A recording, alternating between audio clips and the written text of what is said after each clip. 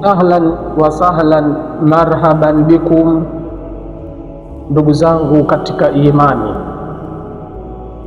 Tumesema tutatoa kipindi ambacho kwamba nitashare fikra na nyinyi ni kwa nini Mwenyezi Mungu Subhanahu wa Ta'ala amemtuma huyu Mtume Muhammadin sallallahu alaihi wasallam kuwa ni miongoni mwa Waarabu. Naam, kwa uchache wangu tu wa fikra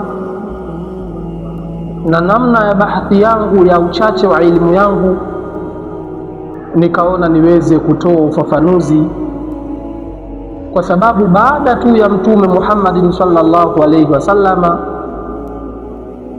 kutimilizwa na Mayahudi wale wa Madina, walikuwa na habari, wakipeana habari kwamba kuna nabii ambaye atatimilizwa sasa, na wakajua kwamba zama zake zimekaribia. Pindi mtume alipotimilizwa tu, ista'dhama ruusahum, vichwa vyao vikawa vikubwa.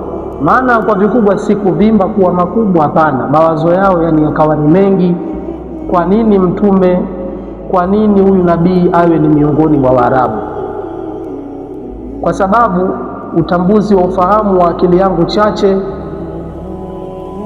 hawa ndugu zetu Mayahudi ambao ni wazungu, Mwenyezi Mungu amewajalia katika maisha yao yote wanapenda kutawala. Naomba nisikilize kwa umakini, nimesema ndugu yako mwenye elimu chache, kwa mpaka tutulie kidogo uweze kunielewa. Hawa Mwenyezi Mungu aliwajalia kupenda utawala, kwa walitaka miongoni mwa ule utawala wao uendelee, ni lazima huyu nabii atimilizwe miongoni mwao. Lakini Mwenyezi Mungu Subhanahu wa Ta'ala hakutaka slogan ya kutumia utawala, alitaka kutumia slogan ya kuwatoa watu kwenye kiza, kuwaingiza katika nuru. Kwa ndugu zangu katika imani, majibu ni kwamba hakuna watu ambao kwamba katika ulimwengu hawakupata kutawaliwa kabla zaidi ya Waarabu. Mnielewe vizuri hapa. Yaani hawa Waarabu ambao wametimiliziwa mtume, hawa hawakuwahi kupatapo kutawaliwa kama unaposikia Wafaransa walitawala nchi fulani, sio wazungu Waingereza walitawala nchi fulani. Kwa Waarabu awalan, mwanzo kabisa walikuwa hawakutawaliwa. Kwa hiyo kama ikiwa hawakutawaliwa, ni kwa nini hawakutawaliwa?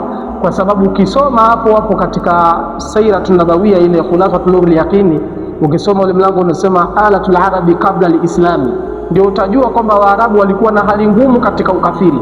Yani walikuwa na hali ngumu kukosa ustaarabu wa kibinadamu, kwa sababu hawakupatapo kutawaliwa. Wakashia nasi baadhi ya mashehe, endelea kunifuatilia.